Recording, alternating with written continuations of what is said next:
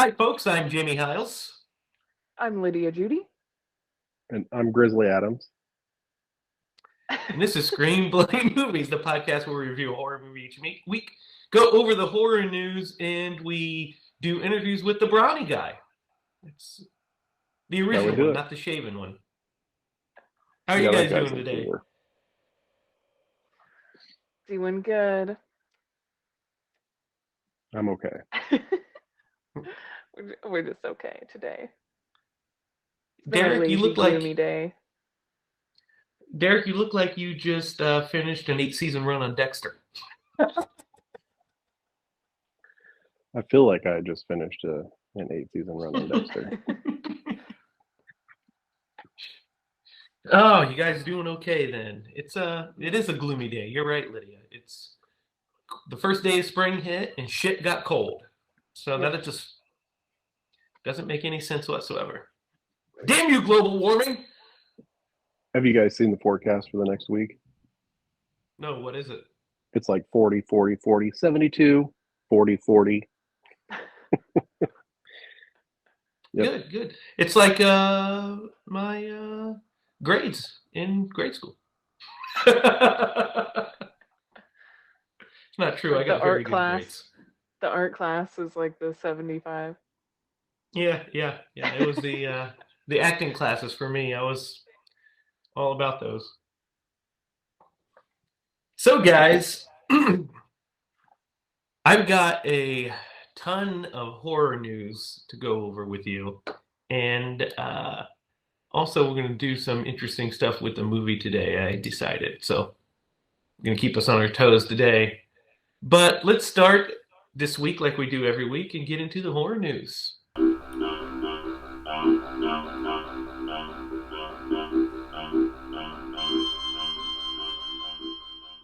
got some interesting stuff here.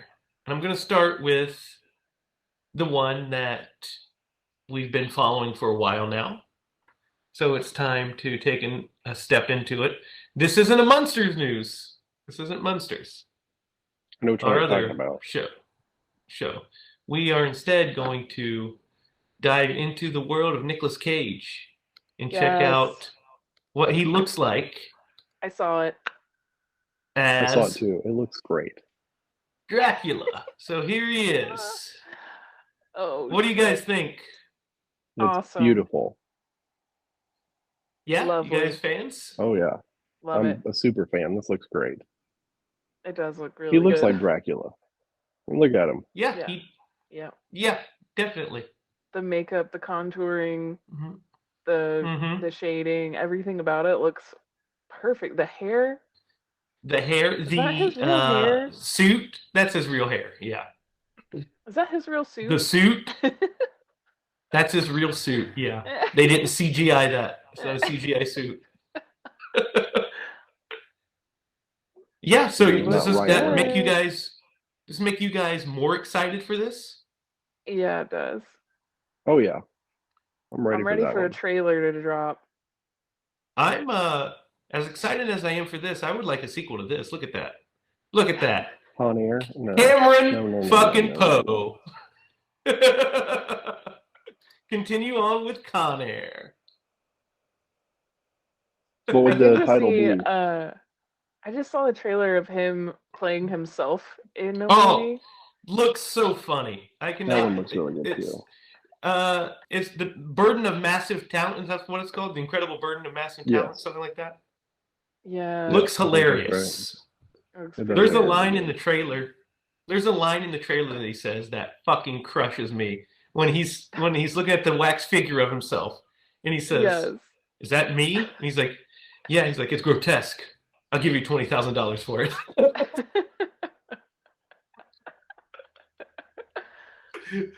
I laughed out loud. I was like, "This is gonna be awesome."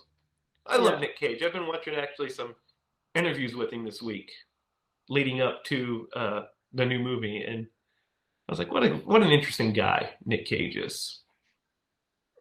I mean, he is really interesting. If you like some of the stories. Oh yeah. He's a really good actor. I think I'm excited for this Dracula now. Excited to see what he's going to do with it. You know, he did drop this little tidbit too. They talked about how it was a shame that we never get to see his Superman, and he said something along the lines of, "Would it matter how long I appear as the character? Maybe there's a chance." So he might be appearing in the Flash as a Oh my Superman god, variant for his cameo, like just a quick you cameo. know, That oh would be my hilarious. dude, that would be like that would I'm speechless right now. That would be so amazing. Just the history behind like that whole fiasco and how it failed miserably. Then for him to actually get to play the role for any period of time, that would just be amazing.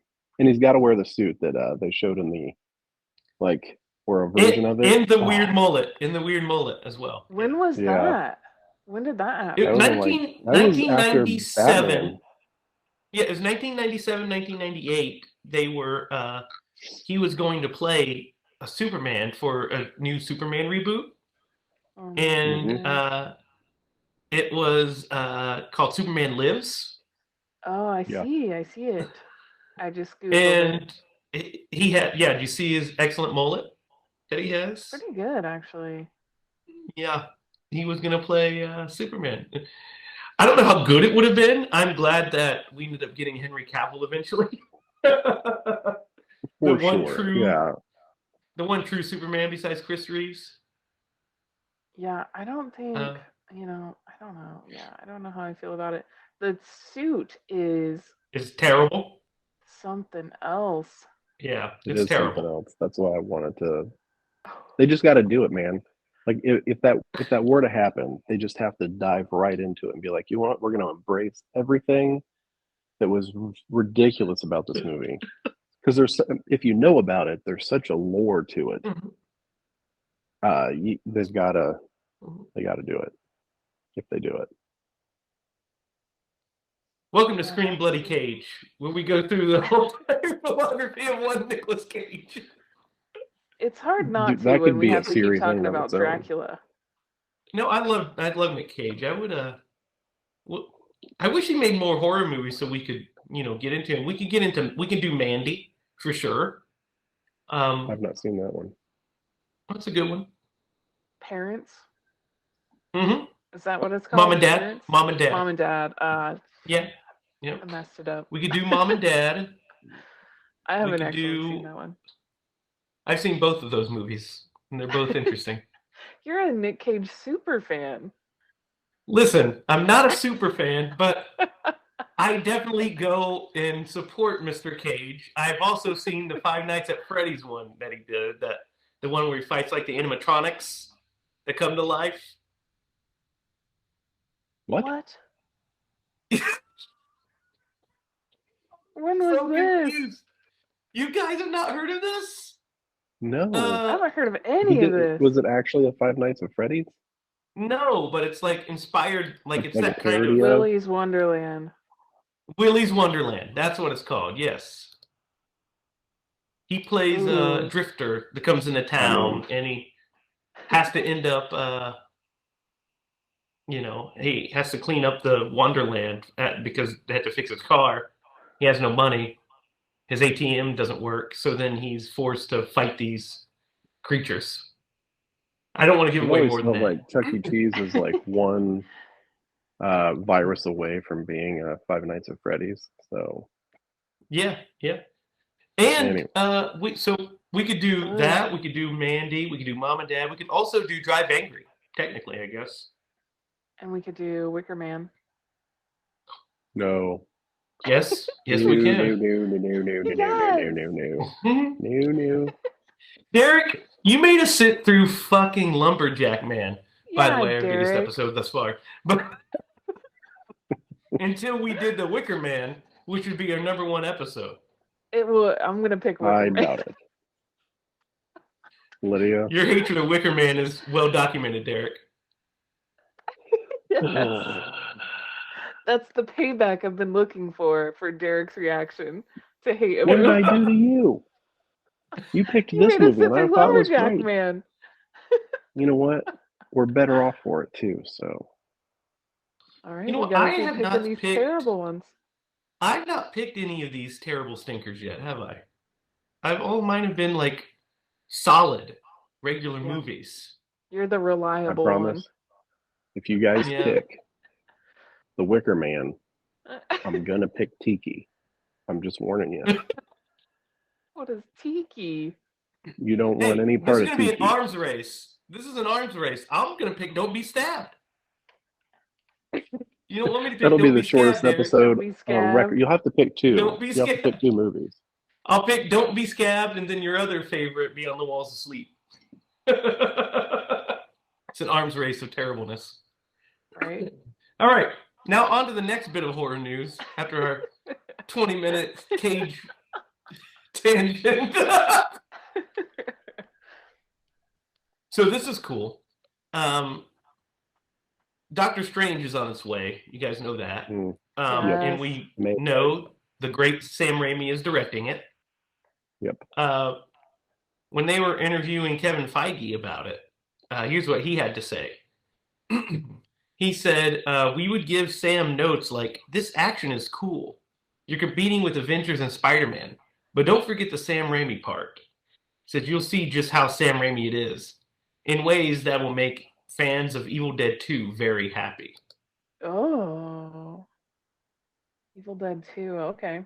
Oh. What do you guys think of that tidbit? Interesting.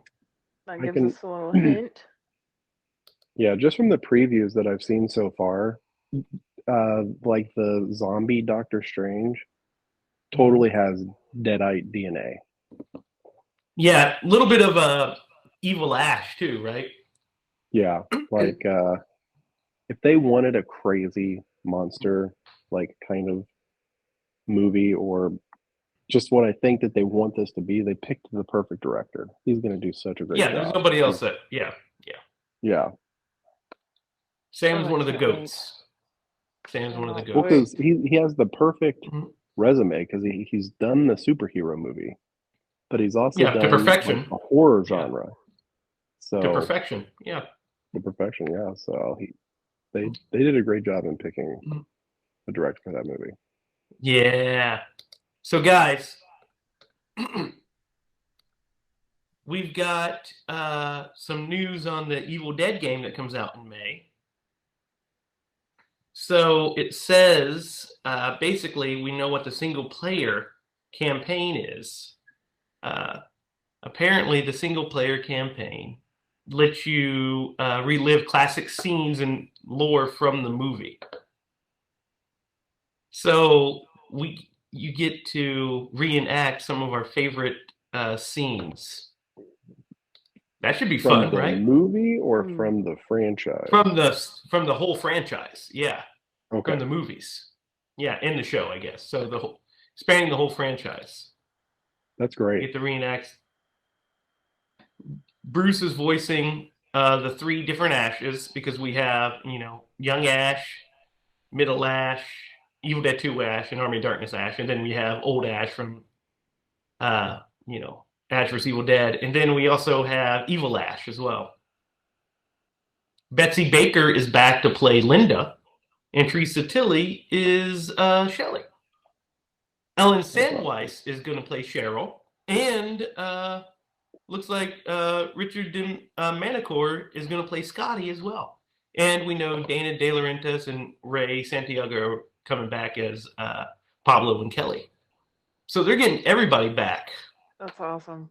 Yep. I hope it's easy enough that I can play it, because I'm Is not it all good consoles or a specific one? I think it's coming out on PS4, PS5, Xbox One, and Xbox S, whatever the new Xbox is. I don't keep up with the Xboxes. But yeah, it's coming out on all the last generation and new generation consoles. So guys, you're going to be excited about this. We are getting a new season of Are You Afraid of the Dark, called Ghost Island. Yes. On Nickelodeon? On Nickelodeon, correct. They did the reboot. They did the reboot in 2019, and then in 2019 they did the Are You Afraid of the Dark? Curse of the Shadows. So now this is the third season. It's called Ghost Island. Mm. Let's see. Do we The have new any? I have members not include. heard of any of these. Is it the original cast? Yeah. No, heck no. It's all young kids. Can you imagine like a 45-year-old man sitting? So first off, I feel like if you had that type of club, Welcome to the like Midnight I would Society. totally continue that. Could you imagine like you, me, and Joey sitting around a campfire at like Well, yeah, 45 yeah, of course. telling But ghost stories? I don't know about us sitting around the campfire with children. Oh yeah, It might man. send them. Who could scare the Could be kids the your most? families.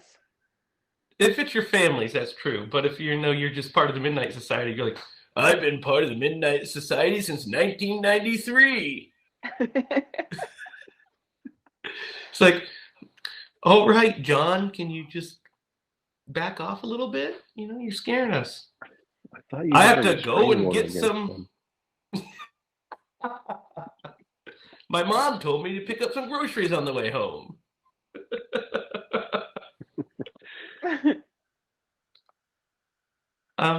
Yeah, so that would be fun, right? And then this Yeah, I'm last down bit for of that. horror news is not quite necessarily upcoming horror news, but it's an interesting tidbit that apparently Chris Nolan's classic film Inception, you guys know Inception, Yep.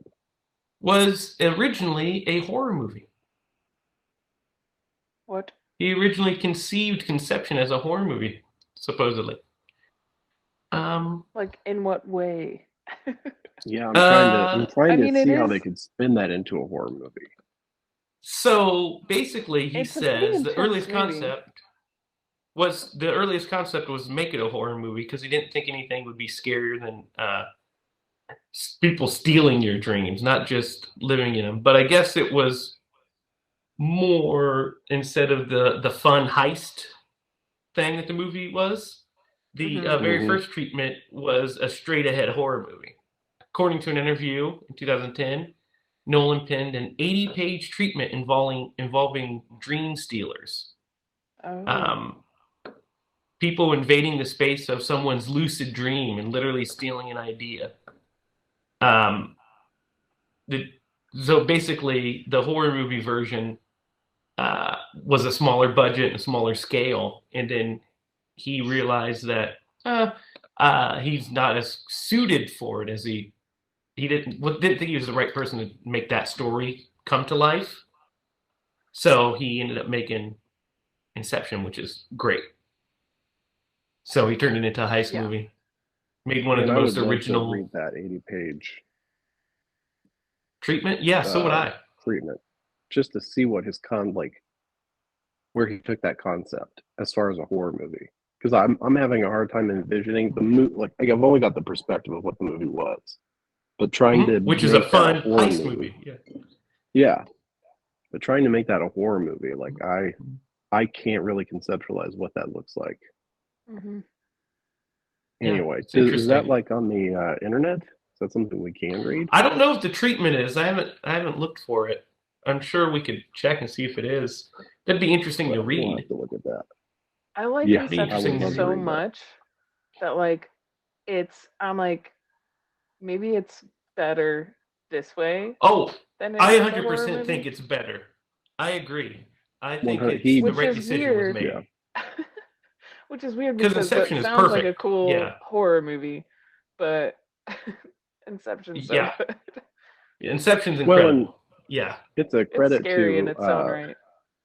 Yeah, it's a credit to Nolan that he had the foresight and like the self-awareness to say, that's really not my strong suit. I'm going to revamp this to something else.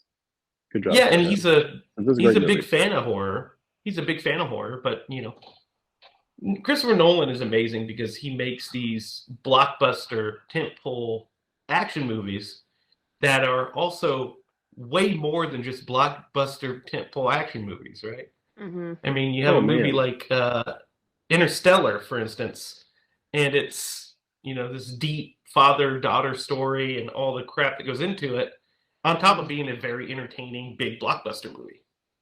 And what he did with Batman was just next level for the time, especially. Oh yeah. Especially coming off of Batman and Robin.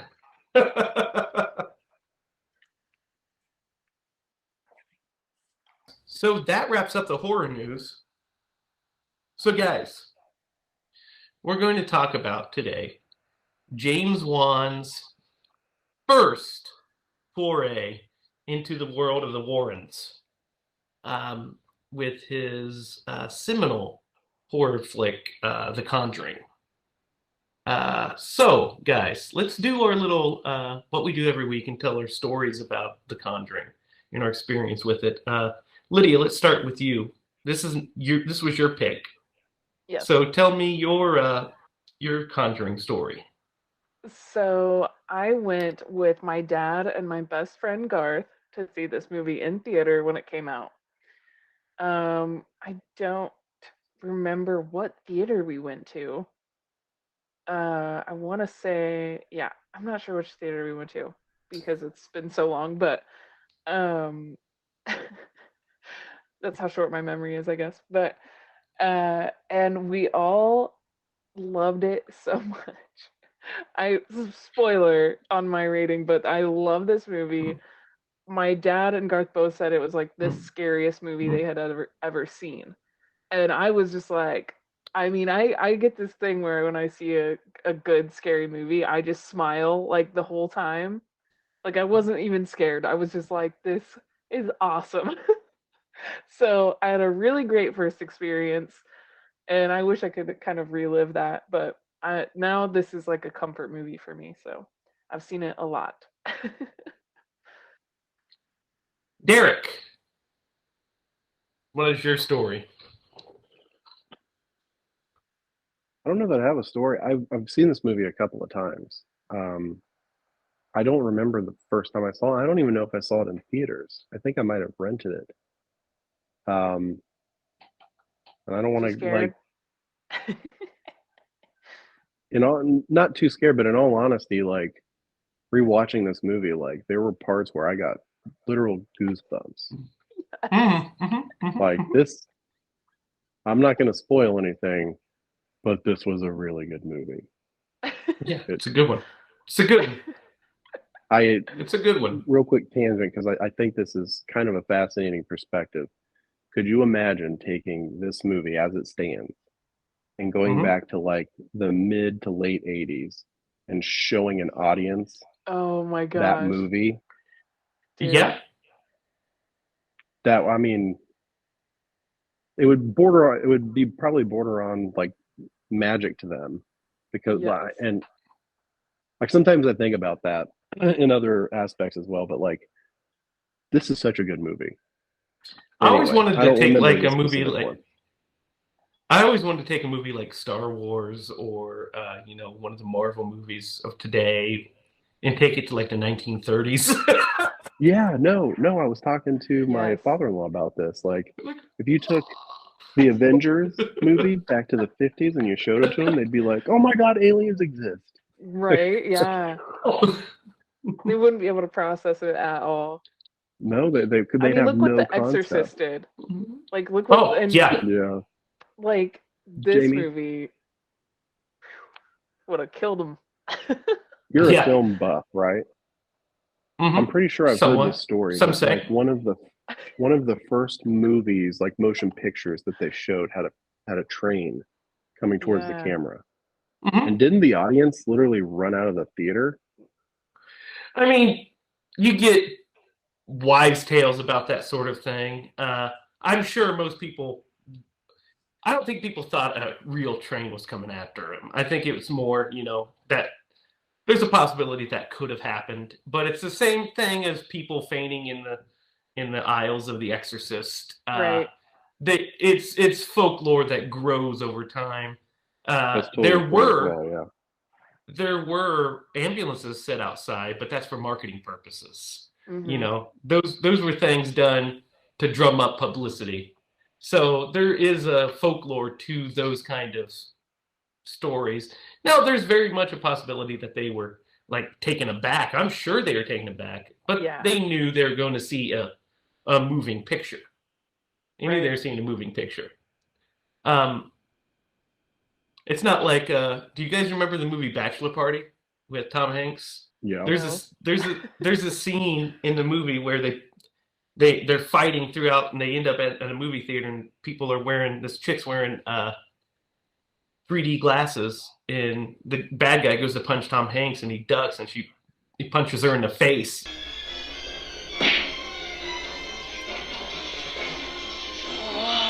And she's like Yes. I have seen that. I don't know where I've seen that, but I've seen that. I don't think I've even watched that movie, but I Bachelor Party saw is that great, scene but somewhere and it's so funny. yeah, I laugh. I I forgot about that scene. That's yeah, awesome. but it's not quite like that probably. 3D's really But great. there's definitely Where did I see that? That's gonna bother me. the chair kicks ass. So Yeah. so my Conjuring story. I didn't get to see it in theaters, but I saw the trailer in theaters, and it was weird. We watched Evil Dead, the remake of Evil Dead.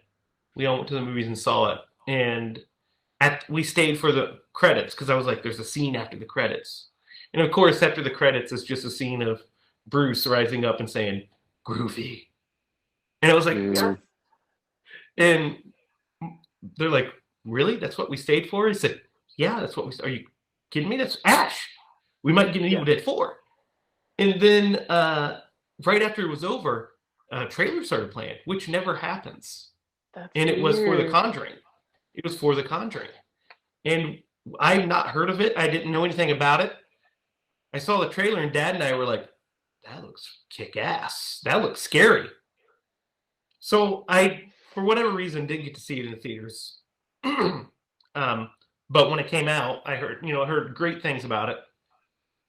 So I didn't even rent it. I just bought it because it had such rave reviews. And I was like, I'm sure I'll like it. I was at Walmart. I saw it. I was like, I'm going to buy it. So I bought it and brought it home and watched it. And I remember it was scary. Like I got goosebumps all over. It was nighttime. I was, in there in the living room in the dark and it was over and I was like, oh man, I'm like I have goosebumps all over my arms. I was like, that was a good one. That was a good one. And so I went to go to bed and I turned off the TV and then I came back out and he ejected the disc. I was like, just to be safe, I don't know if I want to keep it in my DVD player, just in case, just in case it'll just in come case it alive. pops on in the middle of the night and freaks me out. Don't want that. Don't want that happening to And me. I have to call my mom. Yeah, I have to call mom and say, hey, the Conjuring scared me. Um, but that was my first foray, and then since then I've seen it multiple times. I own it, of course, and watch it like a couple times. At least once a year. I usually try to get into it. Um, but I will give you guys a slight spoiler. As much as I like this movie, I think I like the second one even better. So And we'll that's keep totally that in fair. mind. Yeah. Here's something.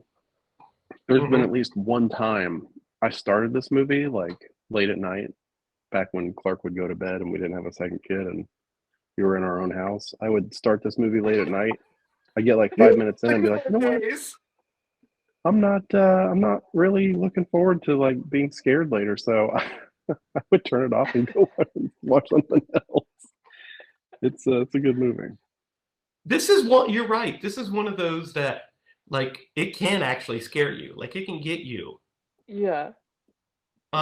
Just like, actually get you. This one's like that. The Exorcist is good. We'll get into it when we do it, but there's a couple of them that you have to be if you're like, do I want to be scared tonight or do I just want to have fun tonight? Right. Um, Yeah. and this one now I've seen it so many times that it's not as scary. I mean, there's still certain scenes, and we'll talk about them that actually always raise the hair on my arms and the back of my neck, Yes. no matter how many times I've seen it. But there's also like but yeah, it's one of those where like, is this what I'm in the mood for, or do I just want a fun scary movie? Like a Nightmare on Elm Street or a Halloween or something that's like comfort food. Or do I want to get the shit scared out of me? Because then I'll put in something like this. The Insidious movies are pretty good too. We'll get into those as Yes. well. Mm-hmm. Yes. So I was thinking when we discussed this, instead of going through it scene by scene, literally like we do, I want you guys to tell me what part you want to discuss, and let's just discuss a part. Okay. What do you think? I Switching want to it start with up. the beginning. Switching it up. Okay, let's start at the beginning. Yeah, let's just whatever comes to your mind, let's do it. Okay. So start at the beginning, Derek. Okay. You want me to start? What? Yeah. What part do you Okay. want to talk about? So, I love the start of this movie because you get the sense that you feel like you know what the movie's going to be about, and then like they completely transition to this whole other story, and Yes. it's kind of brilliant because they set up a future movie at the very beginning of this movie. Like they I'm sure they had this whole franchise or the whole like universe mapped out. I think what they did is they had it in place if they wanted to expand, because they didn't know if this was going to be a hit or not. This movie ended up making something like $300 million. Like it was, yeah, $319 million. It was huge. Holy huge. But no, you're absolutely right. The beginning of this movie, the Annabelle story that opens it, is great because it sets up that, like you said, Derek, if you didn't know what you were getting into, you'd think you're getting into like an Annabelle story. Mm-hmm. And it's also shot differently than the rest of the movie. Like, the color grading's different. Especially it's lighter. So we get this kind of like more sepia toned like color grading for it, and set up the plot, the story. We set up that basically it's more introduction to the Warrens is what we're here for. We're introducing them, their jobs, and the kind of stuff they do. But yeah, the opening here is really cool. The little bits where we're introduced to Ed and Lorraine, which played by Vera Farmiga and Patrick Wilson, and they are awesome. Yes. Yeah, they're the perfect casting for. They are the reason to watch these movies, in my opinion. Like the scares are great and the horror is great, but you care about these characters so much because of the performance they put in. They knock it out of the park. Yeah, they do. And Annabelle is terrifying. Like, did a great job of making her so scary. She's like overly scary. Yeah. She's so like out of the park terrifying. It's like almost unnecessary. Like she could have been just a doll. I mean, that's what she is in real life. Scared shitless. In real life, she was a Raggedy Ann doll. Right. Yeah. Yes. Like she looks nothing like this scary hideous relic that they created, and it's to Lydia's point, like it's a scary doll. Yeah. And here's what makes it kind of hurts them in a little bit is who would ever take this doll in? I would see that and be like, no, fuck that. Yeah, exactly. Yeah, it's overkill a little bit on Annabelle's design. Yeah, but I like that it kind of reminds me of Dead Silence. Yeah, a little bit. I mean, that's like definitely some James Wan influence. Yeah. Yes. I mean, like we talked about Dead Silence, and we talked about how terrifying like the main dummy is. Yes. Oh my god. Billy? Yes. I love it. I love it so much. I love how scary he is. But like, how do you do that? Like, how do you design that scary of a doll? Yeah, great freaking production designers, man. They crushed it. And this little story is great because they also were introduced to the concept that Annabelle's not possessed. Yeah. Annabelle is a conduit for a demon, essentially, because the demon's trying to possess them. Right. That little sequence where, with the knocking on the door, is freaking so scary. Yeah, I would have like first off, when it knocked beside me after it like banged on the door and was like, "Miss me." When it knocks Yeah. beside me, I'm not opening that door. I'm going through the other one. Yeah. Well, the fact that it talked to them, they did the whole Ouija, and they gave it permission to move inside the doll. There would be no earthly way. Nope. Like Nope. Nope. Nope. I don't believe in that mumbo jumbo, but if I was playing Ouija and this thing said, would you give me permission to move into the doll? I'd be like, fuck no. What are you No, talking about? You go somewhere else. especially Was it not Dr. that Evil doll. that was like, that's a hard no? Yeah. How about no, Scott? That was a good impression. Thanks. But yeah, you're right. Like, yeah, especially that doll. It's like, no way, man. That They doll do is kind of terrifying clear it up. already. They do kind of clear it up. They're like, we're nurses, so we we want to help people, Yeah. especially little girls that are in Ouija boards, All nurses go through the Ouija training.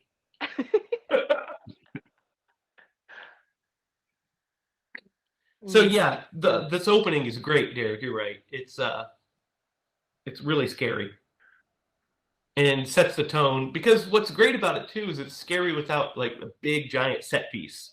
It's just static shots of her and sound design and the way it's framed and shot. And then we're introduced to the Perrin family, and so the reason I didn't want to go completely linearly, because it jumps back and forth between the Warrens and the Perrin family. So I wanted to get to the best bits of the pre-Warren Perrin family haunting stuff. Yep. And go into that. Because the Perrin family is introduced and they're great. The casting on these characters are also fantastic. Because you care for this little family. Could you imagine sinking everything that you have and own into this house, and then end up being like the most haunted house on the planet? Like, I don't know. That would break my spirit. I'd be like, oh. Well, and it's like the land, it's like, the whole land. It's just so messed up. I mean, the house is like, oh, this house is probably fine. Looks great. Let's just sink everything, Yeah, into it.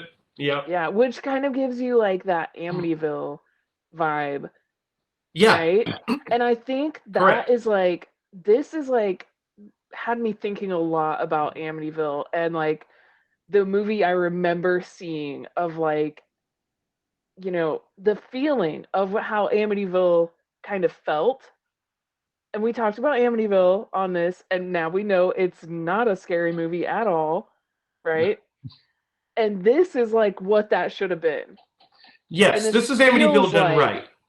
Yes, yeah, I was feels just gonna like say that. Why people love Amityville, but done better. The thing with Amityville, I don't want to get too sidetracked, but like, it's hard for me to like watch that movie and be like, how did you think that this was scary? It's kind of a boring movie. Mm-hmm. But then you also have to think, like, to that point, whatever, like, if you're watching this movie in 1979 or whenever it came out, all the stuff that like preceded it wasn't as scary as that movie was, and like that's your new standard. I'm trying to think of like what some of those things were, but yeah, I take exception. The Exorcist came out before that movie. Way scarier. The Omen came out before that movie. Way scarier. In the year right before it, John Carpenter's Halloween came out. Yeah, and you've got, I'm sure you have those specific movies, but like we have like an entire lifetime of movies that are like so much scarier that movie is just so mundane when you look at it from our perspective. But anyway, you're exactly right. I think it's mundane compared to Jaws. Jaws is scarier than Amityville, in my opinion. I mean, but Jaws is like legit scary. Like and it's also one of the best movies ever made. I had a fear of murky water. Yeah, I had a fear of murky water because of that movie. But you hit it right on the nose. This is Amityville done right.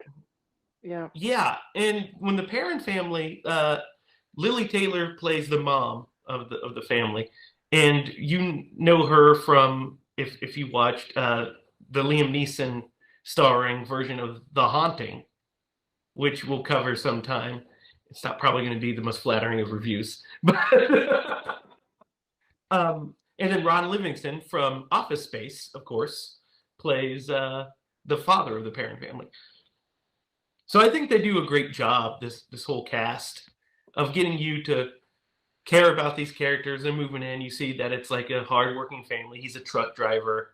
They're going about their day, trying to just make the Yeah. best living with all of these girls. They have all of these daughters, and they're trying to support them and just do their thing, live their American dream. And they end up, like you guys said, moving into the most haunted area possible. And it starts off pretty much from the word jump, right? I mean, when they walk into the Mm-hmm. house, pretty much, she Oh immediately yeah. feels a presence, and it just like the second day there, the dog's dead. You know, Yep. birds are hitting windows and shit. The dog knew. The dog knew not to Yeah. go in that house. Didn't Yep. help him. Nope. Nope. Her, Sadie. She still Her, went in the house. Sadie. Yep. Nope. Nope. Nope.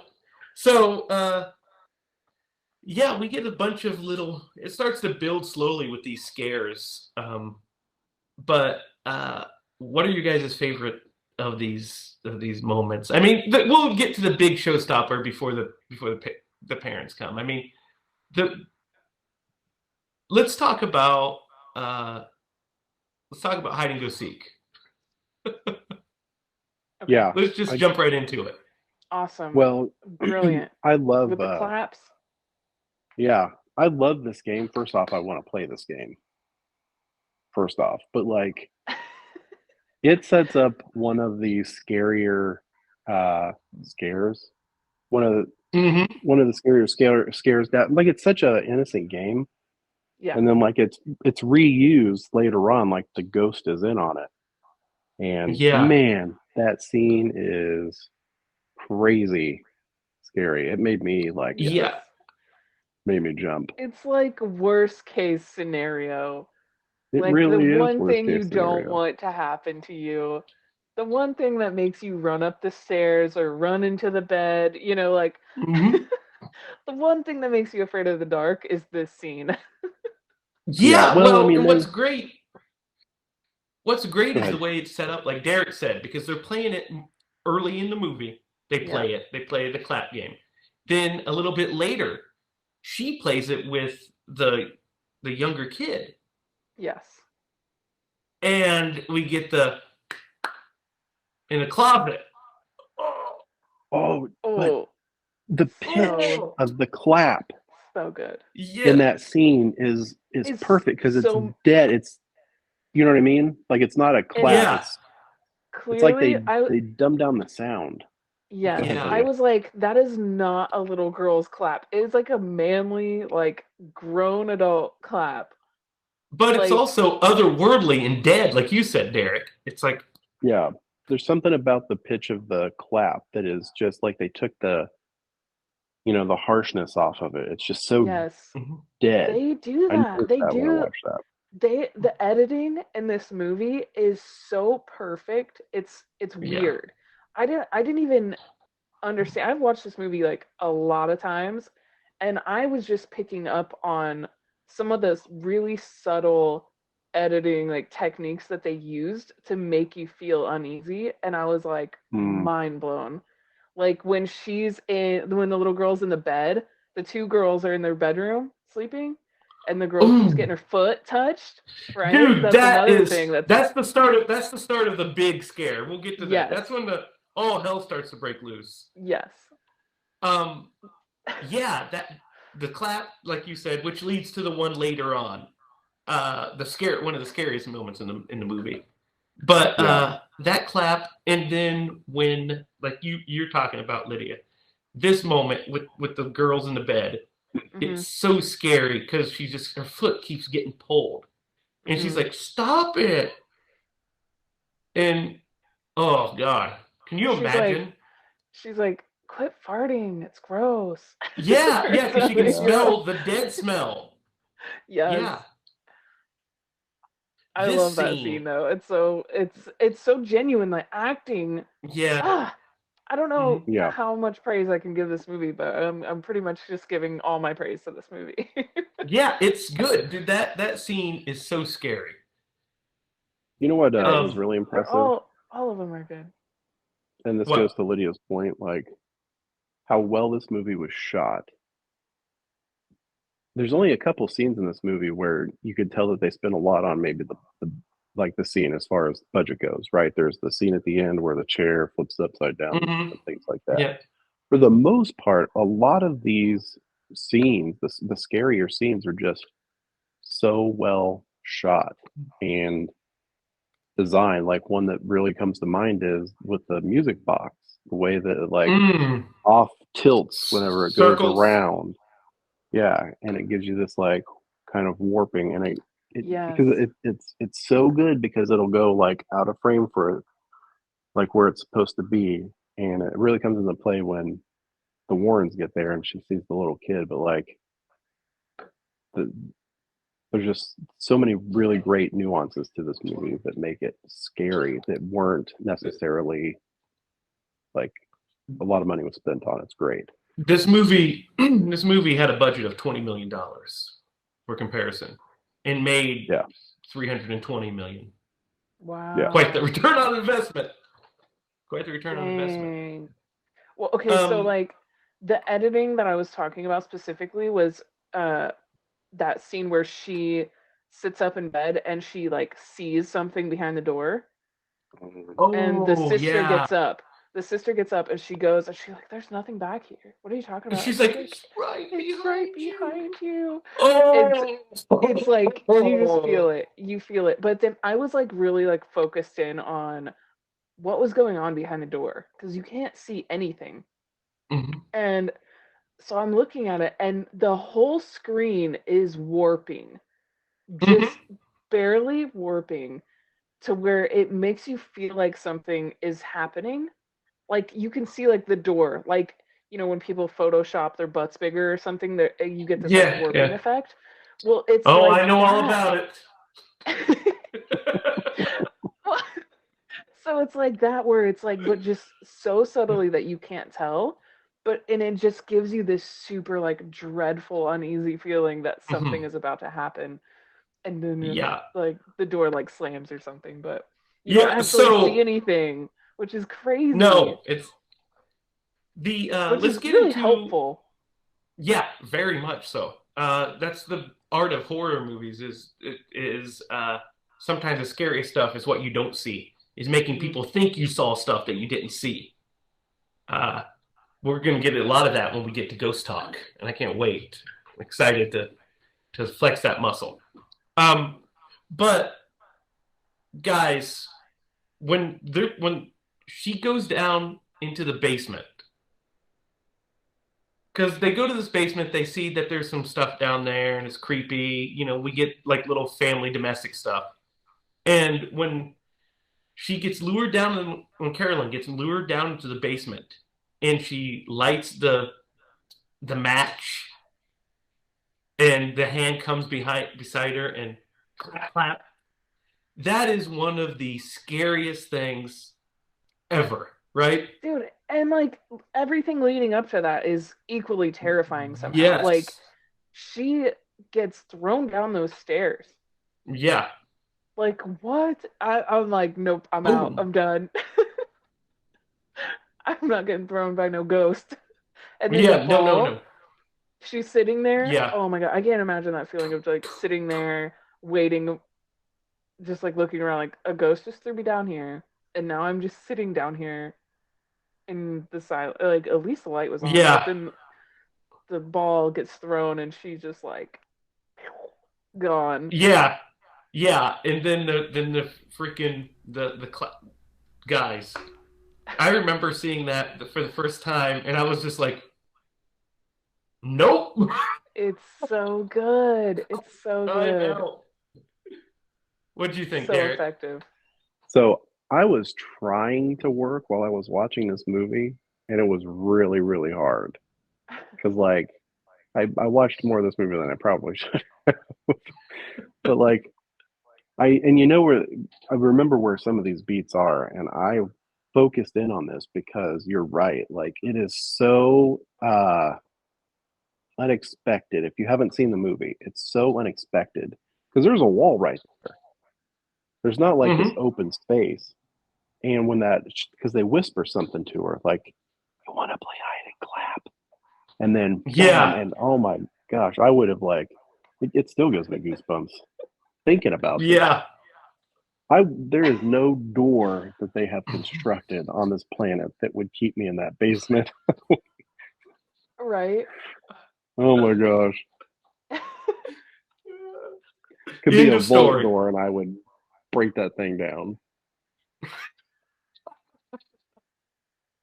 She's already like So been weakened by this point a little bit. She's got bruises she's all had over her. bruises all over her body. Yes, because she's starting to be abused by Bathsheba. Um, so just that name I just said, and I don't know if you can see it. I got chills just thinking about it. But so this is where the girls, what you were talking about with the girls, the Hmm. scary. This scene is one of the scariest parts of the movie for me too, is when they look up on top of the Oh, armoire Yes. and it's fucking sitting up there. There's more. yep, Oh, me when the too. girl is sleepwalking, one Yes. of the girls is sleep. One of the younger girls is sleepwalking, and she goes in and she's like banging her head on Hmm. On it. this armoire, and the girl wakes up and she goes over. She's like, "Okay, you can come. Sleep Just with me tonight. Sleep with sleep me. in my Yeah. bed. Here you go. Like, here you go. Lay down." And then the thing starts banging again. After the little girl stopped banging on it, it starts banging again, and it's like, no. I would have Dude, when no they look sooner out of up, that movie. when they look up and it's in that creature is she's perched up on top of it. Yes, That is terrifying. it's so good. I Well, love and I it. Oh love man. how when they are approaching it, you can see the top, right? And then they Hmm. like zoom in on it, and then when they look back up, she's there. So like you Yes. had an idea of what was there, and then she just appears, and that adds that extra element of scare to it. It's Well, and yeah. like something happened in the closet already. Like you already saw the hands in the closet. Hey. So you're Hmm. like, okay, that thing's gonna bust out of there and we're gonna get a jump scare that way. And it comes from a totally unexpected angle. Comes from the Hmm. top. Yeah. It comes from the top and you're not expecting it. So it's like, it's so good. I This movie is masterful. It's beautiful, it's perfect. I love it. Like I said, I've seen this movie. It's a comfort movie to me at this point. And like there's something wrong with my brain because I just smile like the entire time. Like I'm not even like scared of this movie. I just like I'm so happy when I'm watching it. And I want every horror movie director to be looking at this and being like, what can I do to make my movie scarier? I know one Because that Yeah. did actually. Yeah. Who was the director who did the Haunting of Hill House? The like the yes, Mike anthology. Flanagan. Mike yes, I Flanagan. Yeah. I so would good. imagine he had to at least be inspired by this because I there were hints of this Well, movie that he did direct Annabelle Origin. did he? Yeah. Yeah. So maybe not indirectly, or maybe not directly, maybe indirectly, but I felt some of those vibes Yes. from that because that is also the other movie that I have watched in like the last probably 10 to 15 years. Like this movie and that TV show are the ones that The have like scariest. really freaked me out. Hmm. Yeah. I I don't want to that I mean that deserves its own probably series because it's Yeah. Yeah. a We'll bunch have of to do a episodes. But series for it. Yeah. There was one scene in that when I was watching that series where Mhm. I was downstairs by myself, sitting on the couch. It's like 10 o'clock, and like something happens, and I literally like started looking around the room like, oh my god, it freaked me out. It was I wonderful. love that. I love that. That's the best. Those are the best feelings. That's what I always want, and I never get in horror movies because they just Yes. usually No, don't deliver. I mean, they're usually fun and good, but they don't scare me. This scares Right. me a little bit because there's some Yes. good stuff in here. Um, what's the runtime for this movie? so It's like almost 2 hours, right? it is just under Like an 2 hours. hour and It's 50 112 something minutes. minutes. 112 minutes. Yeah. Yeah, I So think you and I have, or you've mentioned this, like the sweet spot for a horror movie is right around 85 minutes or so, right? it depends on the movie you're doing. Yes. If you're making a slasher movie, especially, 85 minutes is a Yep. sweet spot for a horror movie. Yeah. Uh, you could do 80. 80 is not bad either. But I think if you go over 90 minutes, you kind of ran out of stuff to do. Yeah. You know, you want it to be a And fast roller coaster. yeah, and this actually set up a point. Like this movie, although it is 100% a horror movie, also holds the suspense Hmm. almost as good as any movie that I can remember. Like throughout the entire movie, there are movies that have like really good, like Halloween. Halloween has got like, especially at the end, like a good stretch of suspense where you're just like, what is going to happen next? And I feel like that's probably 90% of this movie. You know what I mean? Hmm. It doesn't feel like a 2 hour movie. Well, It no, just it's goes by so fast. well, it's because of the type of movie it is too. Like my No, rule of for thumb sure. for 85 minutes is more for those kind of slashers and those kind of horror movies because I think if you're not wanting to tell like a dramatic story and you're wanting to just tell a fun, scary story, you go in, you do your job, and you get out. You know, leave the audience wanting a little bit more, let them have a good time.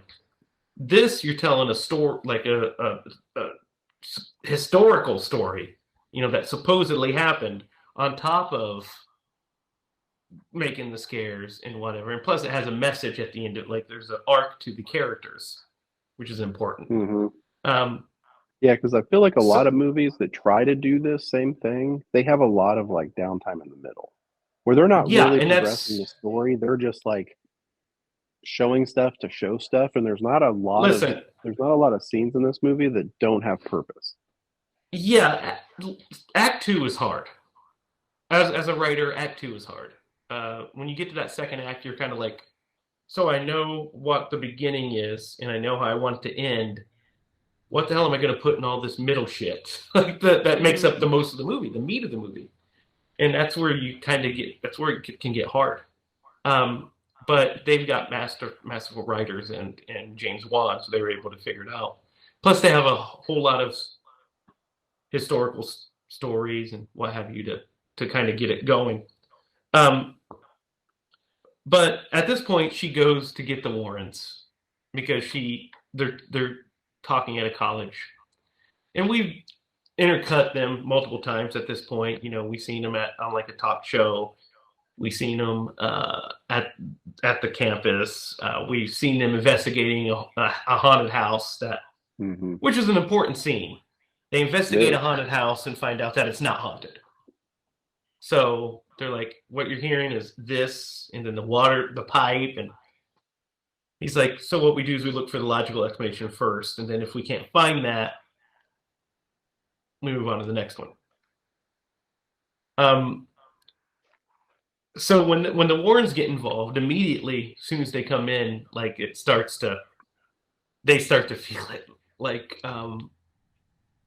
we find out later that as soon as they walk in,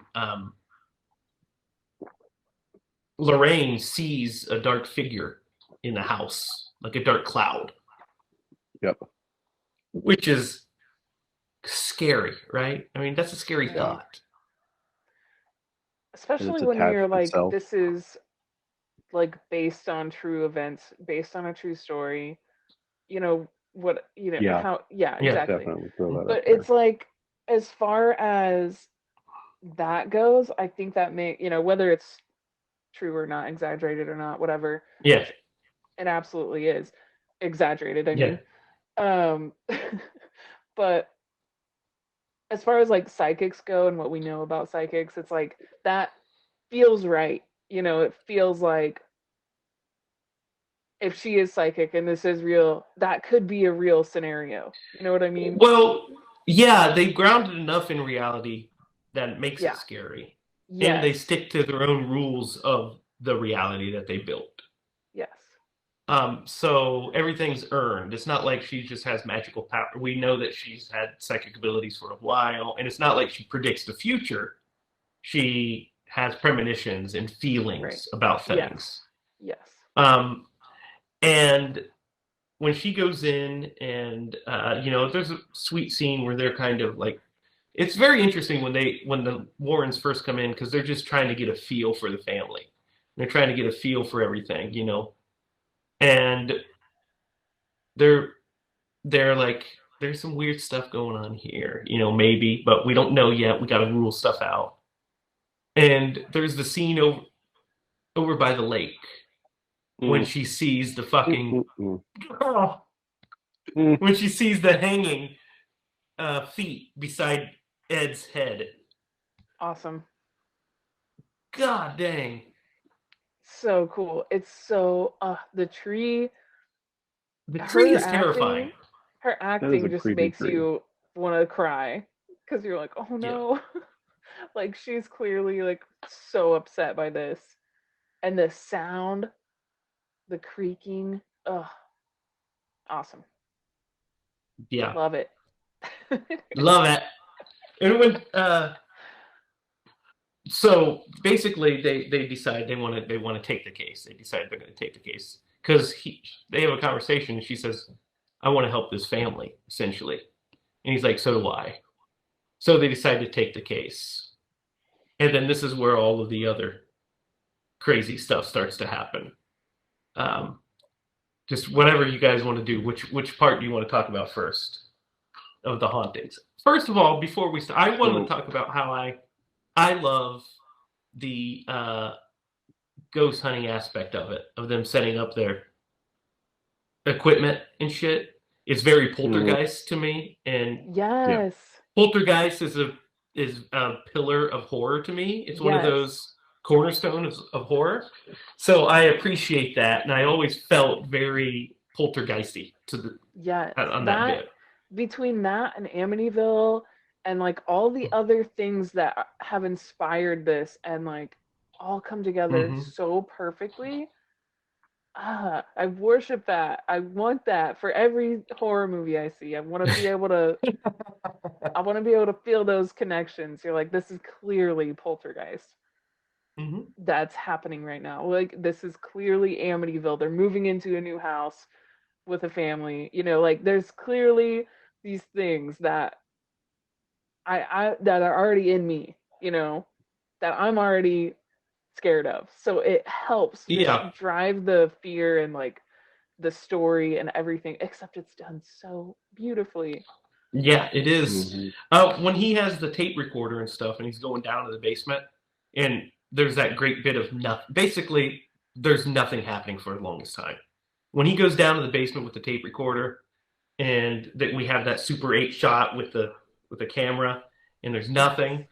And when that door moves and everybody's like, oh, and then a cop Yeah. comes out, had to pee. Yeah. I love that. I love that that's part of the It's good story. suspense because Yeah. it's good because it's setting up expectations. It Hmm. cuts the tension with humor, and then we're just like we're expecting a scare in that basement. We are Yeah. expecting a scare, Yeah. and it doesn't come. Nothing comes, which almost sometimes is as effective as a scare because it upsets what you think is going to happen. Yep. Oh yeah, you've been anticipating it, and then when it doesn't happen, Hmm. you let your guard down, and then that is when they get you. There's a Yeah, and scene it where, there's no go release. ahead. There's no release. You just have Hmm. that tension built up, and there's no release for it. And Yeah, it Good, Derek. and there's humanizes a them when they get scared of yeah, something that's not scary, Yeah, I think. which I love. Oh, there's a really great scene with the maid. But real quick, Oh so yeah, when they yeah, first we'll get to go that to the too. house and they're talking about doing this, I think this is where they sit down and they have the conversation, the recorded conversation, and Hmm. Ed Yeah. has her start from the beginning and tell her story. And then later on, they're reviewing that audio, right? He's Hmm. trying to review it, and he has her Yes. sit down and listen to it. And you hear him talk, and he was like, and when it gets to the mom, like nothing, just Nothing. dead silent, which is great. And then they had already established the weird clock issue of Hmm. Hmm. 307. And 307. then, yeah, because then it's late at night whenever they're reviewing this tape. And it's only whenever the clock gets to 307 that like the demonic voice kicks in, and you're just like, the 307 Yeah, when yeah. she said was said to have When died. she sees it. Yeah, yeah, yeah. And it's always in threes because it's a mocking of the Trinity. Well, wait, we didn't even talk about her like Bathsheba's backstory. No, we haven't got Like, there yet. But We're skipping yeah, all over. yeah, we're we just going are. all We over it. I need to mean, we got to talk Bish, about that because it's we could awesome. This is talk about it actually, right now. yeah, we can Yeah. do it. Go ahead. Talk We're not about used to Okay, this, are so we? it. no, the free for all. So to set this up, Lorraine has done her homework, right? She has researched the property, the house.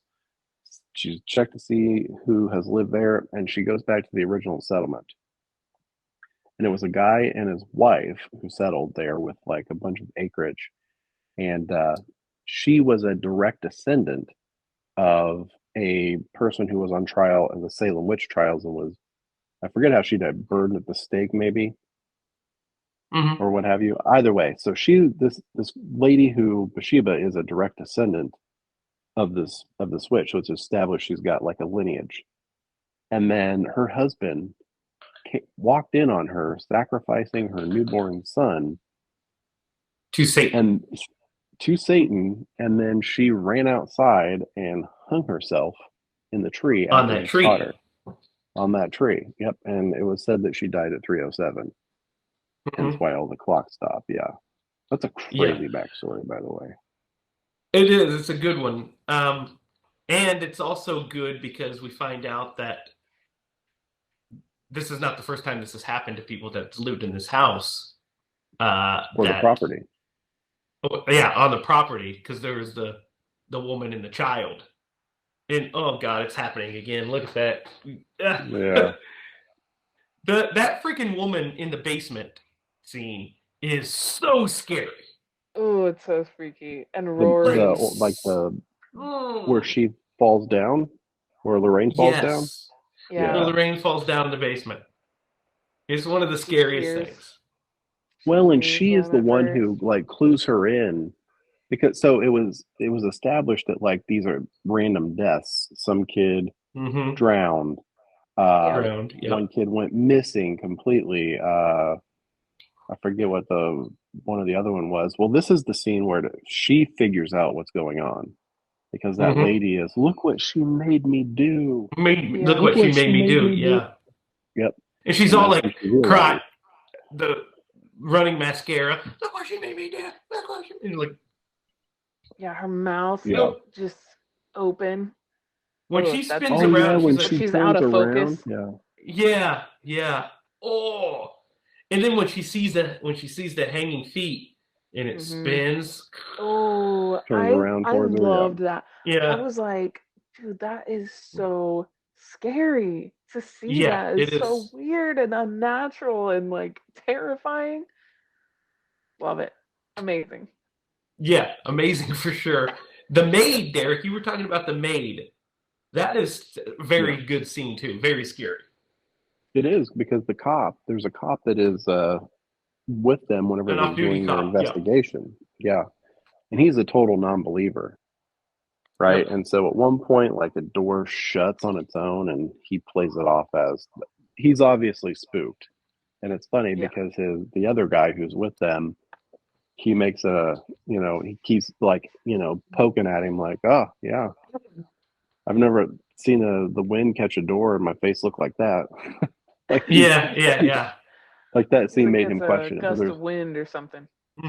yeah, but he gets up to go get a cup of coffee and he goes into the kitchen and he sees this figure like walk across the like back room and he goes to investigate it and it is this lady who is like she turns her hands like this and shows how she died and she had slit her With the wrists wrist, and yeah. then yeah he gets spooked and then she like comes at him face first and like scares the crap Yeah, out of he this falls guy. down. Yeah, yeah, Yeah, Yes. yeah. So So good. scary. that's a really good scene. Yeah, and I love the way that they play with the like the entrance Oh, like with that scene it's great because she like disappears and then the next time you see her she comes at him from like That right in front of him but he's like unexpected.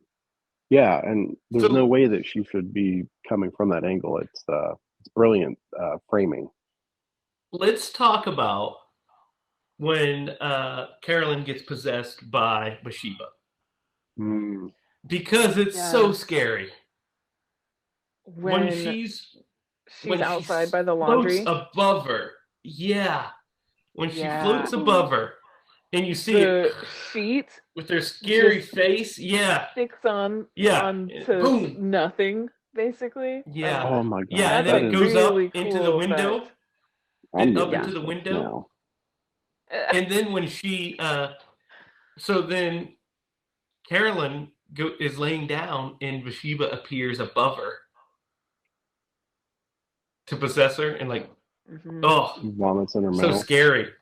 Vomits in her Yeah, Yeah. I mouth. don't Yeah, Oh, we have not yeah, get gross. let's go back to this scene because I feel like we really need to set this up because it is brilliant the way that they did this. She's so Lorraine's out helping with laundry, right? And there's a hmm storm coming in, it's setting up, and she's like trying to rip down the sheets because they're hanging their laundry out to dry.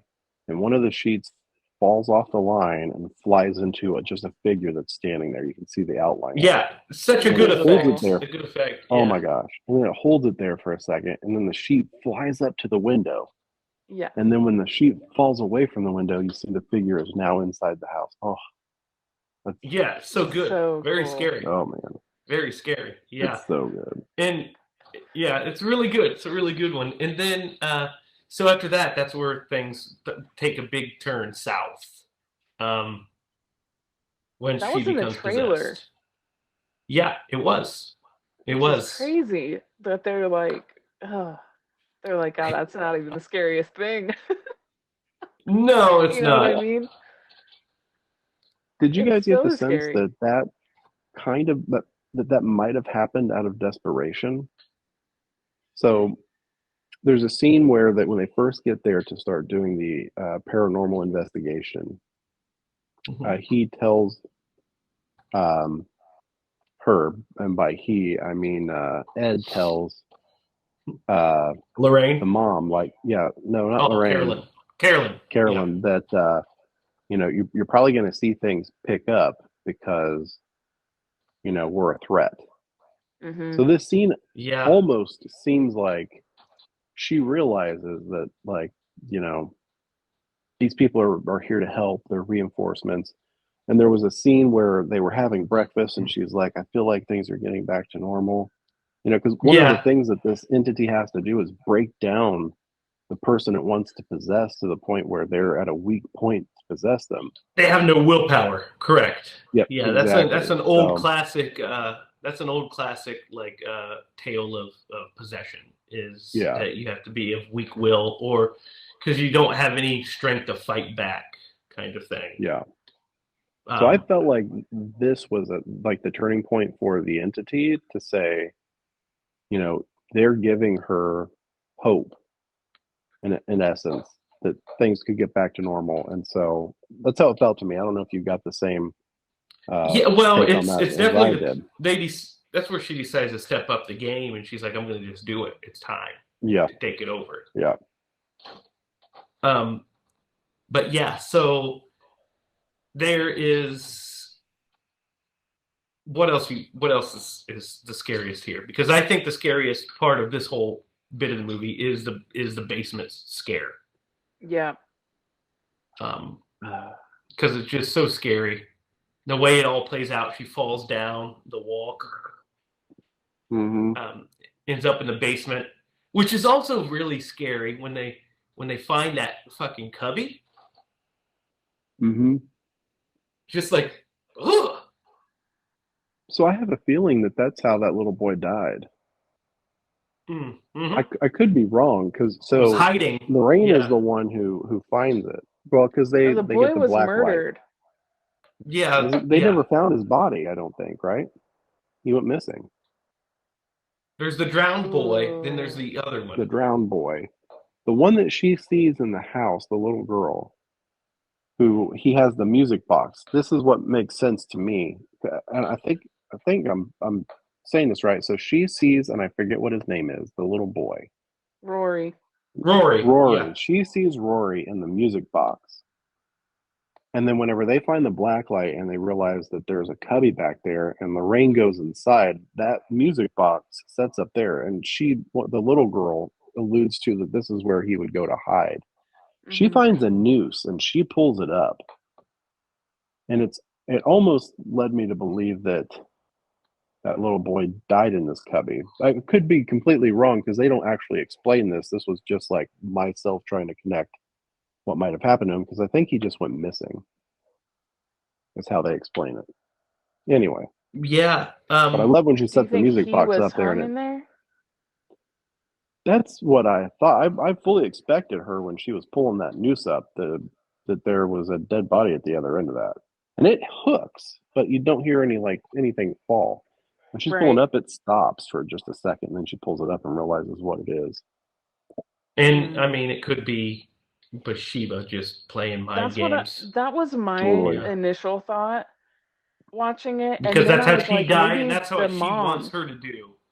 Yeah. It could have been how the mom died too, though. Yeah. I mean, Yeah. so many, there's so many, but yeah, that was my initial thought was that it was because Bathsheba is the only one that we know of that was hung Yeah. Hmm. And for and sure. she's wanting, and but the thing is with Bathsheba, she forces them to, after they kill their child, they kill Hmm. themselves. Right. Hmm. Um, so it was, I think, a taunt towards the Warrens. Um, so they've seen enough, and they're like, "Fuck this." after after the big scene in the dining room where all hell breaks loose, Hmm. and shit's flying everywhere, they're like, "Get the kids out of here. Go.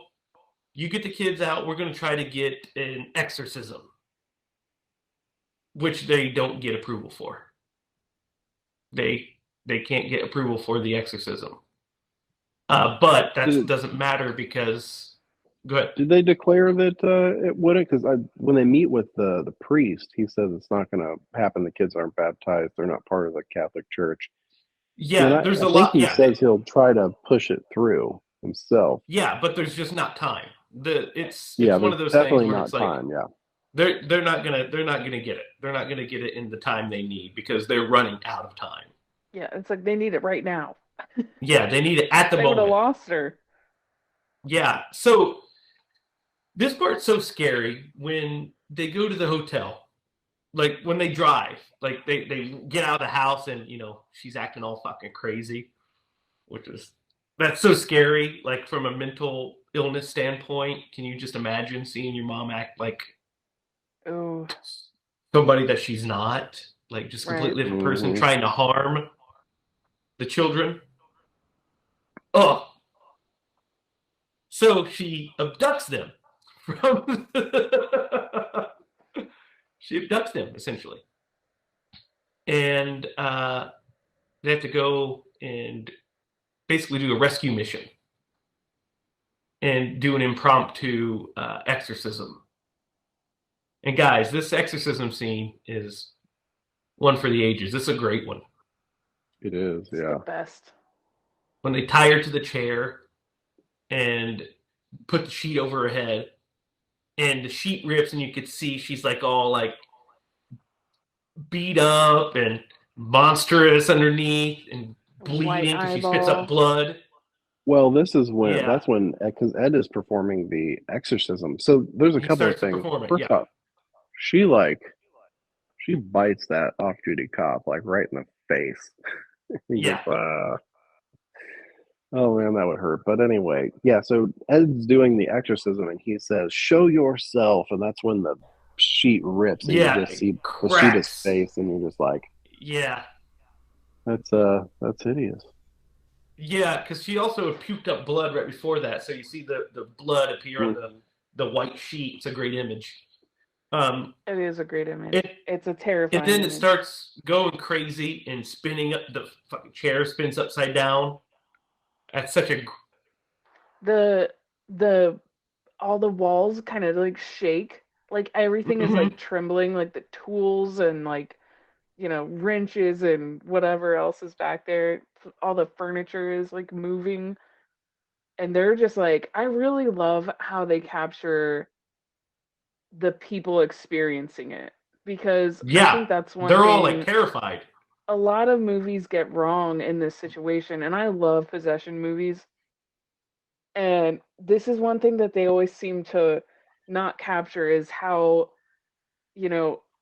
terrifying it actually is to be in that situation. Like they show these people reacting to the walls shaking and they're like, Yeah, "Oh, this is bad." Like this is really bad. this Where is like not other good. movies, Yeah, they'll just show the walls shaking. Like and you're like, "Okay, the walls are shaking." You know? Like you don't feel it until you see them see it. yeah, yeah, and it's very good. They do really good reactions throughout the whole scene. And there's the youngest daughter um, is missing. They're trying to find her. They can't find her anywhere, and Mhm. they end up finding her because Lorraine's searching for her, and he's like, "Here she is." And Bathsheba, once April? she hears that, yeah, April, yeah, once Bathsheba hears this, she goes to kill the daughter, Yep. Hmm. like escapes her bonds. And this scene is so scary when she freaking when she puts her hand on her head, and Ed's Hmm. saying the last bit of it, and he's doing the thing, and she's like, "You gotta fight it, you gotta remember." And he says, "Bathsheba," and it turns, and you see her face. It's so scary. It's so Oh, there it good. is. That's the one. That is so scary when you see her actual face. Yes. And It's she puts the hand fully on her head. Bathsheba at this point. Yeah, it's so scary. She puts Mhm. the hand on her head and she's like, "Think of that memory. I feel that memory too of them at the At beach the and beach. everything." Yes. And Well, and to she, kind of give some context to that, earlier, yeah, Lorraine can see, yeah, Lorraine can see visions. So hmm, there's a really warm scene with her and Lorraine where they're going through the pictures that have fallen off the all wall. the pictures have And she, fallen off the wall again. Yeah, yeah, and she picks up the picture and Lorraine holds it with her, and it's like she can see what's going on. And it's the picture of she like the senses it. family, and it's Yeah, got the sky background, and it's like she's living that moment with her to to feel what she felt, right? Because she said it was something like it was the perfect day. And so when she yeah, grabs onto her head, it's more like she's funneling that memory back into her, like, remember that day. That is the family you love. yeah. Hold on to that family. You don't want to hurt them. You don't want to hurt them. Yeah, Yeah. Mhm. and she's able to fight off Bathsheba, and they rid It's her. that willpower. Yep, and then you know Ed basically exercises her out, and she's gone. And then you can see her instantly change from all the bruises and stuff. She starts to get color back in her face, and she starts to look healthier. I mean, she's still beat up and bruised because, of course, she is. And then we get the wrap up scene, which I love. The police coming and everything, and Ed and Lorraine with their arms around each other. You know, and we get that because the thing about the Conjuring movies that's interesting compared to other horror movies is they always end. up here. They Yep. always Mm. end uplifting. There's not that like, final scare thing. It's like the story's over, good triumphs over evil. Let's go home. Hmm. And that's an interesting dynamic compared to other horror movies, where, it's still out there because evil never dies. Right. But Mm-mm. it's it's momentarily been beaten back by the forces of good. Um, what do you guys think of the actual ending? Well, I just have to say, I think the worst part of the ending is the birds. What do you guys think about the birds attacking the The, police the car? actual ending, the birds coming in, hitting that whole bit with the Hmm. birds around that. I'm not a huge fan. I don't love that either. It's like it's okay. It's all right. It adds to the chaos of everything that's happening. I guess, But but it's not neat. Like if it wasn't there, I wouldn't miss it. right, that's how I felt too. Yeah, I forgot there were That's birds. probably I'm not gonna lie. some of their budget went to yeah, those birds. yeah. It's not needed. It feels like we're watching the fucking end of the dark half or something. Like it's just like, huh? What? Alfred Hitchcock visited set that day. Well, You know maybe what that's would what it make this was. great? Maybe that's why he put those birds in Birds. there. James Wan took all of his favorite horror movies and just like was like, I'm gonna put some of this in Kind of, this, yeah. I this mean, over that's kind of here. what it is. But I've had a yeah, the few. the birds thing I could probably do without too. But the rest of it, I mean, the rest of the ending is crackerjack. I mean, it goes up to Yeah. 11, and it doesn't let go, and it's that the whole seance is or the exorcism is good. The Yeah. whole all of that stuff is really great, and then the actual ending is good too. We see like actual pictures of the Perrin family.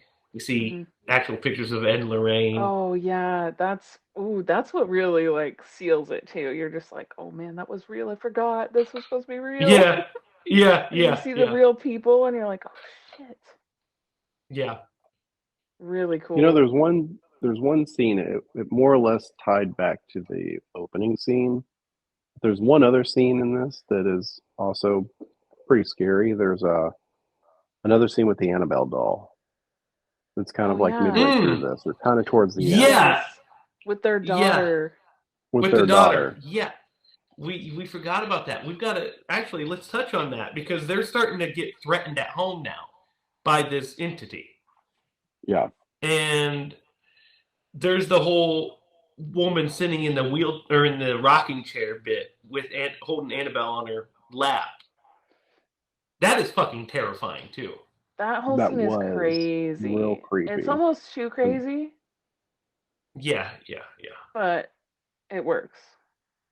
Yeah, it reminds me actually of a story, an old story that was in our family. My grandma used to, she went to like Bible college and whatnot, and there were these. She would she was helping this one woman that was supposedly possessed, and they had some hauntings going on. And how I remember the story being told to me was that they had a young boy. So my aunt went with my grandma over to this place, and she was playing with the young boy, and he wanted to go up into the attic, and he said they supposedly went up there, and there was an old woman sitting in a rocking chair, calling them to come over, and my aunt was telling him not to go over. He went and he fell and almost got impaled on a rusty nail that was there.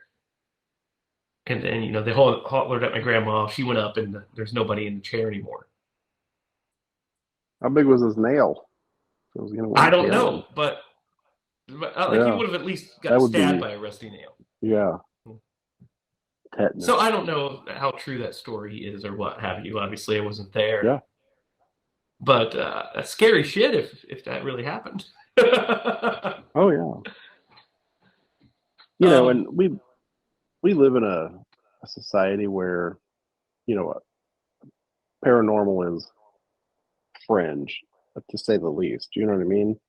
And so, like, I've never seen anything that would lead me to believe that something like that is true. But if it were true, you would have a real hard time with, like, all the people who have like uh mental disorders, like if Yeah. there would have to be a fraction of those people, however small it might be, that probably were telling the truth. If like, if you could prove that something like that actually existed, it just like, with this, you would have, if I were, if she were to have come to me and I was a psychiatrist and she was telling me like, oh, my home is possessed and all this stuff, I would have been like, oh, you're crazy. Okay. You know what I'm trying to say? Oh yeah, absolutely. And uh, but that's the what's the devil's greatest trick? Convincing mankind that it doesn't exist, right? Yeah. Well, I'm Mhm. trying to think of what that was from. The usual suspects. Yeah, it was. I just watched a clip about that. Yes. Yeah, sure was. Dang it. Kaiser Soze! Dang you, Kevin Spacey. and Brian Singer as well. Well, But anyway. but yeah, so that is a terrifying scene as well. Any other scenes that we skipped that you wanted to talk about? So I think What we did hit you the guys? major ones, right? Yeah, I think we did. What did you guys think of the uh like the little what is the museum in their house? The All the the totems. Warrens Museum. Yes. I wish that I would have went to their museum when it was still open. I would have liked to have You would went go and checked it there? out. Yeah, I would. Yes, 100%. I tried to buy the Annabelle doll. Derek and I aren't Oh, afraid of no ghosts. We'd be there. Well, okay. You guys are more scared of this movie than I am, and I would not go in there. We think the movie is effective, but we don't think yeah, it's real. yeah, I would be like, yeah, no, I'm good. Good on that. yeah. We No, want to go. yeah, I would totally go. And you're right on. Like, they even add to the collection at the end of this movie. They take the Yeah. um, music Music box box. and she puts it on there, um, or on one of the shelves. But yeah, I mean, it gives you. So first off, it gives the storytellers the ability to show like we have all this other stuff that we can tell you. You know what I mean? Like there's Yes. countless stories within this room. But also it they're the gatekeepers in a sense to all of these things. And I think that Ed alludes to it where the guy's like, why don't you just destroy these things, these relics? And he was like, we don't want to let the genie out of the bottle. I mean, it's a vault in essence. It Yeah. it, it contains all these things and keeps them in an area where they can't do harm. So, that it exists. It existed. I think it still exists, but it's not open to the public right now. It's probably a private But collection, I'm guessing. yeah, but so those things exist, or that museum exists, the Warrens Museum. But if it didn't, it was a brilliant. I mean, even since it existed, it's a brilliant way for the filmmakers, like you said, Derek. It shows there's all these stories we could tell, but more importantly, Hmm. from a character standpoint, it shows these people know what they're doing. They've been through all of these other adventures. Right? Oh my God, can you imagine? So it adds to their expertise. We're more prone to believe them because we're like, well, look at all that shit they have. Yeah. They must have been through a lot. Um, so yeah, it's That's a little pretty too pretty great. much. It's pretty great. When they add to it at the end is a good, and it's a great ending bit too, to end with the mirror doing its spinning thing. You're expecting to see something, then we cut. Yeah, Yeah, awesome. good. I think you borrowed that from Chris Nolan, watching the top start this man, and then we cut. Speaking of Inception, Right? and that is the Conjuring. So let's get into our rankings and stuff. Let's start with you, Lydia. What do 10. you think? Okay. 10 out of 10 for me. I think everything about it is so perfect and spot on. It's like I have no complaints about this movie. This is the movie for horror lovers, that the recent movie. Like this came out, what year did this come out? 2013? 2013. Man, it's like there's there's not too many movies that have come out since then that are scarier, if any, No, no. in my opinion. One, in my opinion. Yeah, exactly. Was it Lumberjack Man? So, yeah, No, it was not. yeah, it was Lumberjack Man. That movie really scared me. To It watch it, did. It scared everybody. me that it got made. Were you gonna say The Conjuring 2? I might have been. We'll find Yeah. out when we review it. Okay. They're so good. They're so scary. They're damn near perfect. Okay. 10. Go watch it if you want to be scared, because you will be. Derek, what's your pick? What's your So this is thoughts? a modern classic horror movie. It was so well done. The shot selection, the way that they filmed everything, how practical they kept almost everything. You know, there were some special effects pretty much at the end that they spent. A lot of this was just so practical, which I actually think an element of realism to it. Because if you go like the scene where she flips up and is stuck on the chair, like I've never seen that Yeah. before. Like that would be hard for me to like, oh yeah. But everything else is shot in a way where like the clapping scene really stands out to me. Both of them, to where it's just like I could totally see that happening. And even if it weren't a ghost, like if someone were playing a prank on you, it would scare the like ever living crap out of me. You know what I mean? Mhm. Yeah.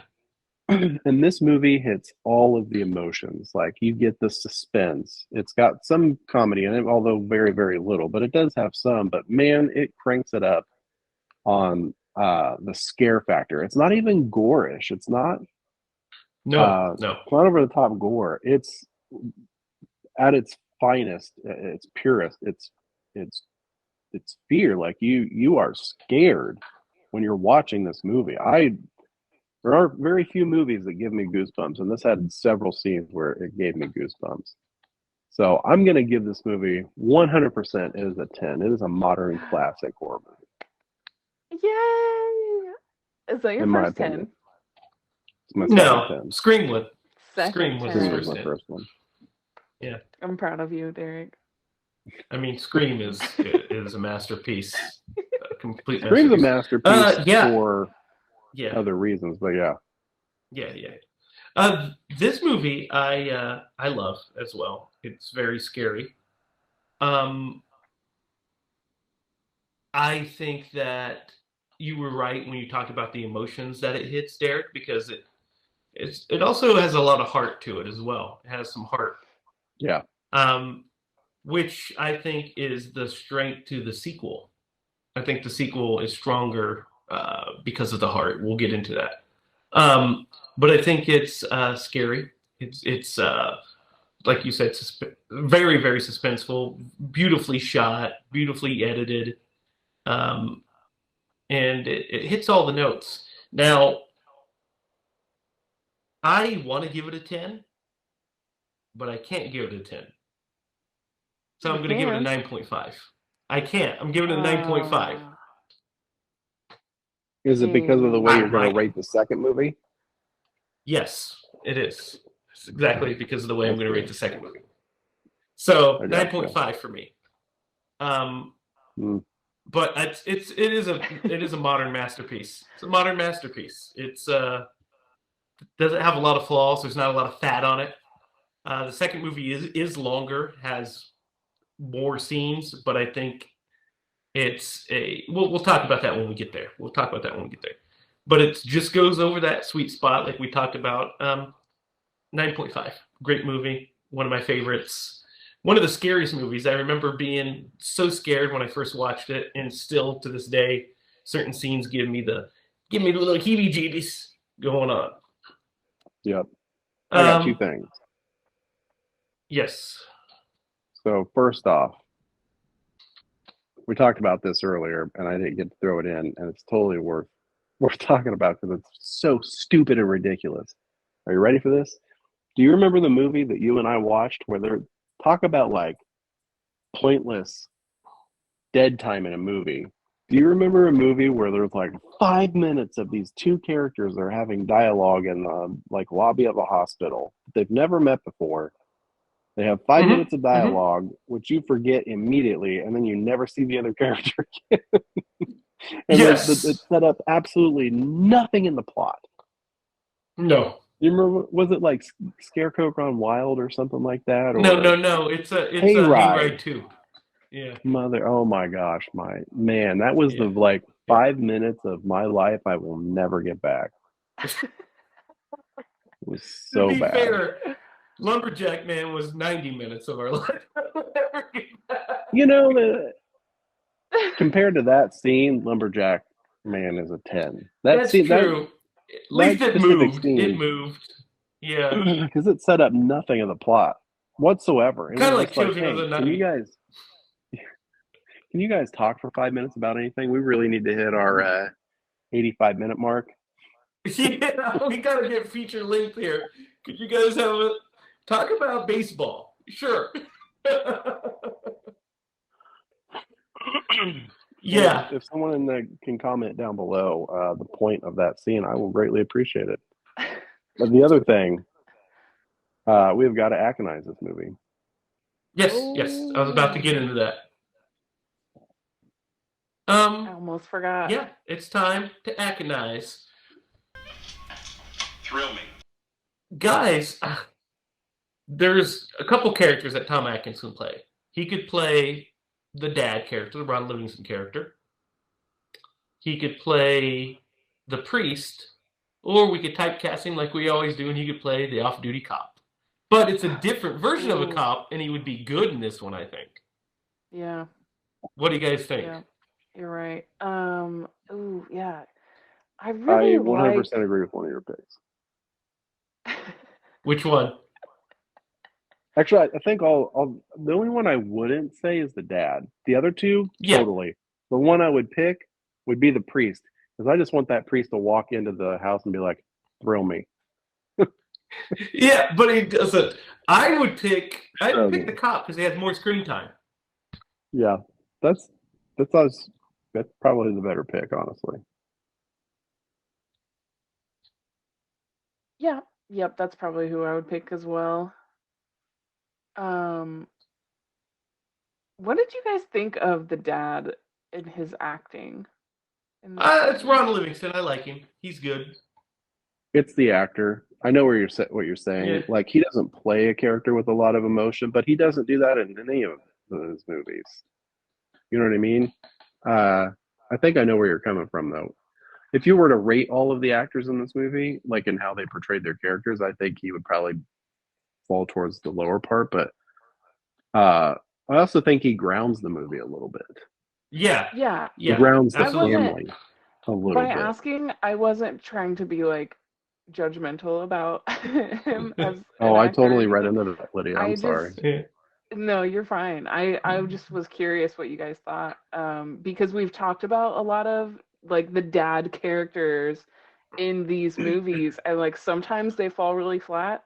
But like for like a flat character dad that's just like a trucker that's just trying to support his family, I think he does a really great job. Yeah, yeah, he's good in it. He like Derek said, he does ground the movie because he's the Yeah, one that doesn't believe. He's just kind of along the ride of this fucking crazy shit that's going on in his life. He's like, whoa, what do I need to do here? Um, Well, and there's a scene where he really wears his emotions and specifically their financial situation when he like talks to on Ed his at the car, shoulders. right? Yeah. Well, when he's talking to Ed and he takes a phone call, right? And Oh this yeah. this family sunk everything they had into getting this house because they have like a bazillion children Yeah, and they yeah. just needed space, and this house comes with space and property, and they got it at an auction. that's that's like number one. You got it at an auction. I would have wanted to know something about the house. But so they had sunk everything into this movie, and he says, who's going to take in a family with 5 kids for an indefinite Hmm. time? Like we've we've got everything on here, and then he's trying to set up a load for his trucking business, and he has to take a load that's partial rate for what he does. They're struggling, and he Yeah. in that one scene, it really comes across that like he's at least kind of a little desperate to get this thing back on track. Yeah. Yeah, yeah. And you're right, Lydia. There's a lot of these dads that are bland, and I mean, because they're kind of hard to write, right? I mean, they're kind of hard to make interesting if they're not directly involved, because they have to be historically they have to be stoic and kind of macho head of the house or what have you. Hmm. Um, but yeah, he is different, and I do like the him and Ed's exchange when he's helping him rebuild the car, helping him get the car running. Um, and that's really good stuff because that humanizes Ed even more. And Hmm. the bit where they're making breakfast and he's like, "You see the little one? She came up to me, and it's like real cute because he's just like, Give me she pancakes. liked me. Yeah, she liked me." I was like, Yeah. "That's 100% like a thing I would do." And be like, "Hey, you see that? She talked to me." Yeah, Up I to do love the happy moments in this movie. Yeah, yeah. So that was The Conjuring, great one. Derek, it is your turn to pick. What are we watching next week? Man, I had a movie all picked out before today. I was gonna do. You want me to tell you what I was gonna do? Oh no. I I'm was scared. gonna I always get do. scared when Derek picks. Why, Lydia? Why would you say that? Well, maybe don't tell us what you're going to do, so that way you can pick it later, and we'll be surprised. Oh, I mean, I'll pick it later for sure. I was gonna do The Lost Boys, Ooh. Oh, you should have but done the Lost Boys. Why don't you do that right now? Now I'm disappointed that we're not because doing that. Because we're gonna roll with this. We're gonna watch okay. The Conjuring 2. Yes! Oh, Dude, I'm so glad. Conjuring 2. Okay, it's We're going two gonna weeks in a row, huh? 2 weeks in a row. I love it. We're gonna have to pick Read my Lost I'll be Boys mind, honest 2. with you. Derek. That was a great one. I know I've seen it. I just forget it. So with Jamie's reaction, I was like, Oh man. man, we got to watch this movie. I So really You enjoy know The what? Conjuring 2. And Jamie's the reason I picked The Conjuring was because, and since we started this podcast, I'm like, we've got to do The Conjuring because I love it. But the week before, Jamie was like, what was I going to pick? And because he forgot that he picked Shocker. And he was like, I almost said The Conjuring because I was just like going to throw one out there. And I was like, that's the one I want to watch. So that's why I picked The Now, Conjuring. So that's next awesome. week I might pick Lost Boys next week. Now I'm in the mood for Lost Boys. It's a fucking classic too. well, You hey, know if how you I pick feel Yeah. about those Lost 80s. Boys, then my next roll around, I'm gonna do Werewolf Cop. Oh, I got some werewolf movies I really want to look into, guys. I'm Are just they kidding. in I'm not gonna color pick that. I'll pick a or are good they one. black and white? You son of a. We'll have to find out. Stay tuned. Stay tuned. Uh, We'll ask guys, Derek what color it is. be sure to like, share, and subscribe. Comment down below. Leave us some movies that you'd like us to do. Tell us if you want to hear the Brown short story. Uh, You know what? let One us day I'm just know. gonna tell it. You are just going to tell it. Let us know what you're up to and what you think we should do next. You can find us on social media. Find Lydia at Lydia is Spooky on Twitter. You can find Derek at DDog Lee Master. You can find me at Racket. Find us online on Facebook at HiLa Productions. Find us at HiLaProductions.com. Instagram at Screen Bloody Movies. Like, share, subscribe, all the good stuff. Be sure to tune in next week when we do The Conjuring 2. We're going to just blow through the first two Conjurings. And then we'll wait a while before we get to the third one because it's disappointing. Will we ever get to it? We'll get to it. As disappointing as we think. Which one's the third one? The newest one. Derek probably hasn't seen it. The devil made him do it or whatever. The devil made us do it. Yeah, devil made me do it. Yeah. You guys have any other things you want to add? Any other things you want to add? Oh, really love it if people interacted with us on social media because I need some friends on there. I'm not very good at it. I need somebody to help me out. Get a hold of us. Yes. I pretty much run the Instagram, so hit me up on Instagram. I want a community. Also, the movie's release month was announced. Secret Admirer will be coming out in May of this year, so 2 months away. So be sure to keep an eye out for all the updates regarding that because it is on its way like a freight train. We're really proud of it. Really excited to have people see it. Right, guys? Right. Yep. I can't wait. If there's nothing else, then for Lydia, Judy, and Derek Lemaster, I am Jamie Hiles. And remember, if you're going to scream bloody movies. Good night, folks.